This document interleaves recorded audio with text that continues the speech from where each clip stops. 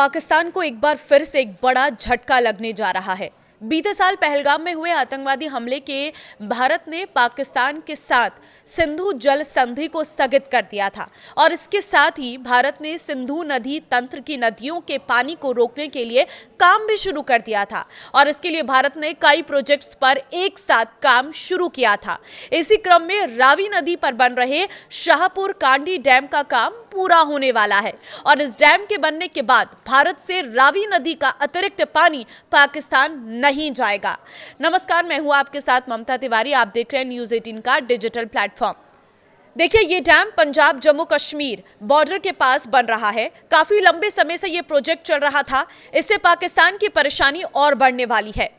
एक रिपोर्ट के मुताबिक जम्मू कश्मीर के मंत्री जावेद अहमद राणा ने सोमवार को कहा है कि इस साल 31 मार्च तक इस बांध का काम पूरा हो जाएगा। इस बांध के बनने के बाद सूखा प्रभावित कठुआ और सांबा जिले में सिंचाई की सुविधाएं विकसित हो सकेंगी। इस बांध के बनने के बाद पंजाब में 5000 हेक्टेयर और जम्मू क्षेत्र के कठुआ और सांबा में 32,172 हेक्टेयर क्षेत्र में सिंचाई की सुविधा विकसित होगी। इस सिंचाई परियोजना के लिए केंद्र सरकार ने 885 करोड़ रुपए की मंजूरी दी है। राज्य के पूर्व सिंचाई मंत्री ताज मोहिद्दीन ने कहा है कि ये बांध सिंधु जल संधि के दायरे में नहीं आता है क्योंकि रावी नदी के पानी पर भारत का विशेष अधिकार है। हालांकि राणा ने कहा है कि इस संधि को स्थगित किए जाने के बाद राज्य में बांध परियोजनाओं में तेजी आई है। 1960 के दशक में हुई संधि के तहत सतलुज, व्यास और रावी नदी के पानी पर भारत को अधिकार मिला था, जबकि सिंधु, झेलम और चिनाब का पानी पाकिस्तान को देने की बात कही गई थी। पहलगाम हमले के बाद भारत ने इस संधि को स्थगित कर दिया था। संधि स्थगित होने के बाद भारत नदियों के पानी को लेकर डेटा शेयर करना बंद कर दिया था और इसके साथ ही सिंधु तंत्र के पश्चिमी नदियों के पानी का इस्तेमाल बढ़ा देगा। मात्र 8 साल में बन गया बांध।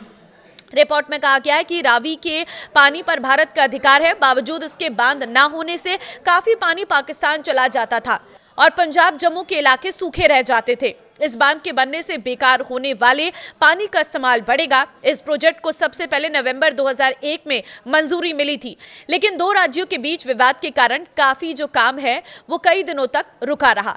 लंबी बातचीत के बाद सितंबर 2018 में पंजाब और जम्मू कश्मीर के बीच सहमति बनी और उसके बाद ये काम शुरू हो सका और उसी साल यानी 6 दिसंबर 2018 को केंद्रीय कैबिनेट ने इस प्रोजेक्ट को मंजूरी दी और इसके बाद करीब 8 सालों में इस बांध का काम पूरा हो गया है। रिपोर्ट में कहा गया है कि रावी के पानी पर भारत का अधिकार है। बावजूद इसके बांध ना होने से काफी पानी पाकिस्तान चला जाता था और पंजाब जम्मू के कई इलाके सूखे रह जाते थे। इस बांध के बनने से बेकार होने वाले पानी का इस्तेमाल बढ़ेगा। इस प्रोजेक्ट को सबसे पहले नवंबर 2001 में मंजूरी मिली थी, लेकिन दो राज्यों के बीच विवाद के कारण काफी दिनों तक ये काम रुका रहा।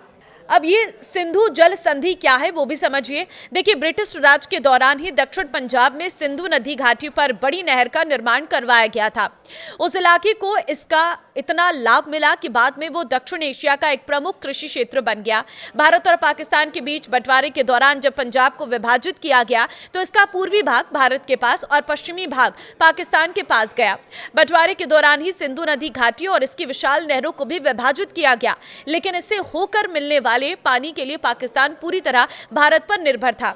पानी के बहाव को बनाए रखने के उद्देश्य से पूर्व और पश्चिम पंजाब के चीफ इंजीनियरों के बीच 20 दिसंबर 1947 को एक समझौता हुआ और इसके बाद बंटवारे से पहले तय किया गया कि पानी का निश्चित हिस्सा भारत को 31 मार्च 1948 तक पाकिस्तान को देते रहना तय हुआ। 1 अप्रैल 1948 को जब समझौता लागू नहीं हो रहा था तो भारत ने 2 प्रमुख नहरों का पानी रोक दिया, जिससे पाकिस्तानी पंजाब की 17 लाख एकड़ जमीन पर हालत खराब हो गए। भारत के इस कदम के कई कारण बताए गए, जिसमें एक था कि भारत कश्मीर मुद्दे पर पाकिस्तान पर दबाव बनाना चाहता था। भारत में इस समझौते के बाद भारत पानी की आपूर्ति जारी रखने पर राजी हो गया।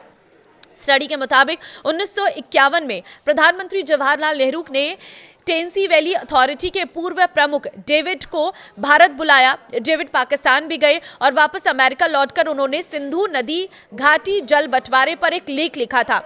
ये लेख विश्व बैंक प्रमुख और डेविड के दोस्त डेविड ब्लैक ने भी पढ़ा और उन्होंने भारत और पाकिस्तान के प्रमुखों से इस बारे में संपर्क किया और फिर दोनों पक्षों के बीच बैठकों का सिलसिला शुरू हुआ।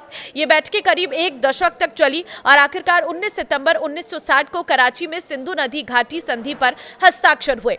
तो क्या है संधि के प्रावधान, वो भी आपको बता देते हैं। संधि के मुताबिक सिंधु, झेलम और चिनाब को पश्चिमी नदियां बताते हुए इनका पानी पाकिस्तान के लिए तय किया गया, जबकि रावी, व्यास और सतलुज को पूर्वी नदियां बताते हुए इनका पानी भारत के लिए तय किया गया। इसके मुताबिक भारत पूर्वी नदियों के पानी का कुछ अपवादों को छोड़कर बेरोक टोक इस्तेमाल कर सकता है। वहीं पश्चिमी नदियों के पानी के इस्तेमाल का कुछ सीमित अधिकार भारत को भी दिया गया था, जैसे बिजली बनाना, कृषि के लिए सीमित पानी। इस संधि में दोनों देशों के बीच समझौते को लेकर बातचीत करने और साइट के मुआयना आदि का प्रावधान भी था। इसी संधि में सिंधु आयोग भी स्थापित किया गया था। इस आयोग के तहत दोनों देशों के कमिश्नरों के मिलने का प्रस्ताव था। तो ये रहा पूरा विवाद। अब देखना होगा, क्योंकि पहलगाम में जिस तरह से आतंकवादी हमला हुआ था, उसके बाद भारत पूरी तरह से एक्शन में है और तब से लेकर अब तक पाकिस्तान की हर एक अपील को खारिज किया जा रहा है। और खास तौर पर ये जल समझौता तो अपने आप में बहुत बड़ा है। तो पाकिस्तान को यहां पर एक बार फिर एक बड़ा झटका लगने जा रहा है। नमस्कार।